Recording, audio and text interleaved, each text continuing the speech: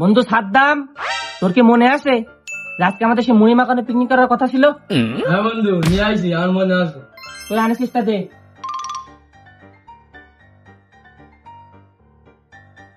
$40 দিতে কইলাম, তুই 50 টাকা দিলি, দেখ ভালোই হলো।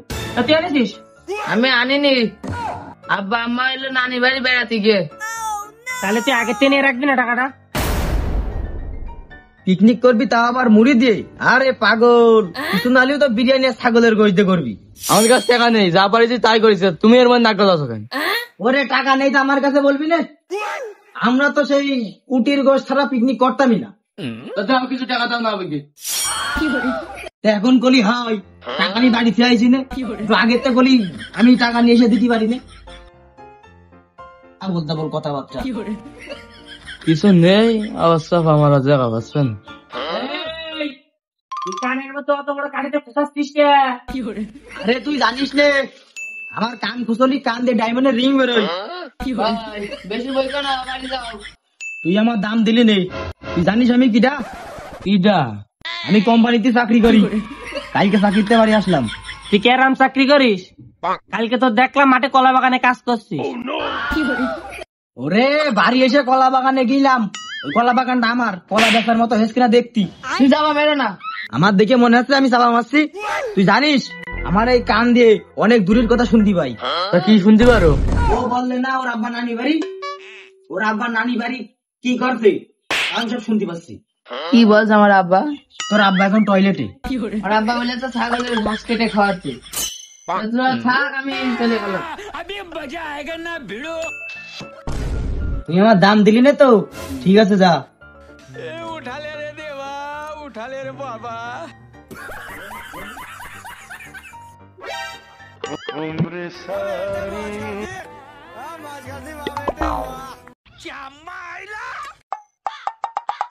কি ডাকো তুমি? এলাকায় কি নতুন নাকি? দুনিয়া এখন পৃথিবী বাবা, তোমাদের মানুষ করলাম আর তোমরা চেনছো না। তুমি আমাদের মানুষ করে তো আমাদের বাপ মা কি করেছে? শরীর ঘেমে ভারী হয়ে গেছে বাবা, আর তোমরা কথা বললে বোঝো না।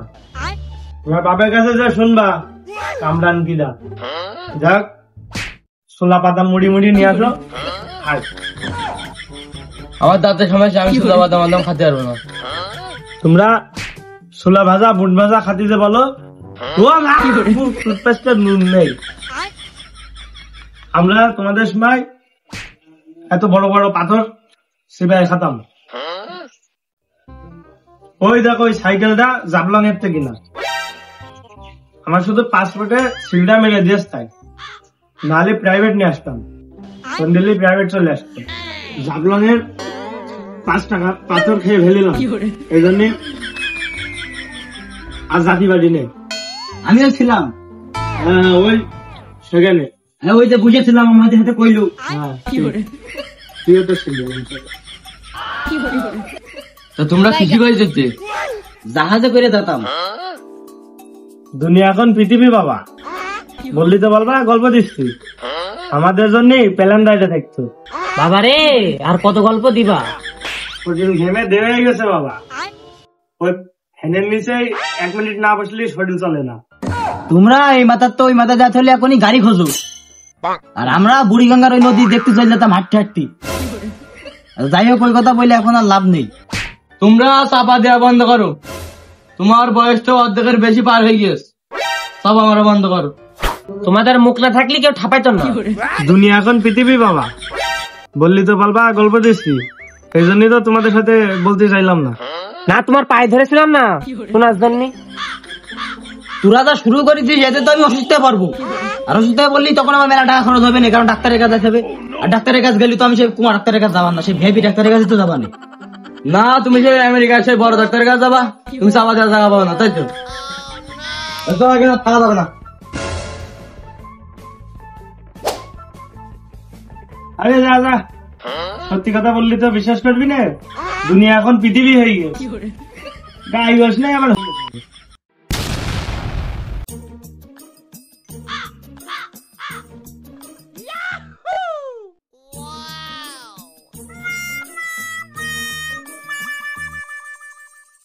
এই গাড়ি কার?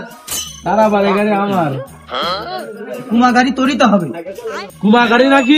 এই তুই জানিস এই গাড়ির দাম কত? তোর এই গাড়ির দাম কত হবে? 5 থেকে 10,000 টাকা।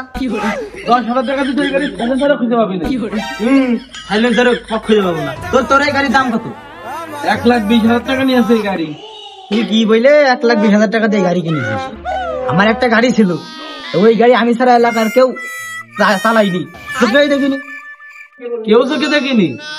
তা তোর এই গাড়ির নাম কি? সে তো মনে নেই, আজ থেকে 6-7 বছর আগের গাড়ি, নাম মনে থাকে? ও তাহলে এবার বুঝেছি সে কি গাড়ি। তোর মনে আছে? আরে আমার নানার একটা কেটিএমের শোরুম ছিল, তা যখন যেটা মন যেত তখন সেটা নিয়ে ঘুরে ঘুরে বেড়াতাম। যাই হোক, হয়তো সব বলে লাভ নেই, তুই গরিব মানুষ, গরিব মানুষের মতো থাক। खत्म bye bye ta ta good bye गया এই আছে জমিদারের বাচ্চা। এক একটা কথার তো মনে আছে 15 কেজি করে ওয়েট। সারা জীবন একটা সাইকেল কিনতে পারলে না, লোকের জিনিস এসে বেড়ালে আবার এখানে বড় বড় রিক্সার ঠেঙাচ্ছে।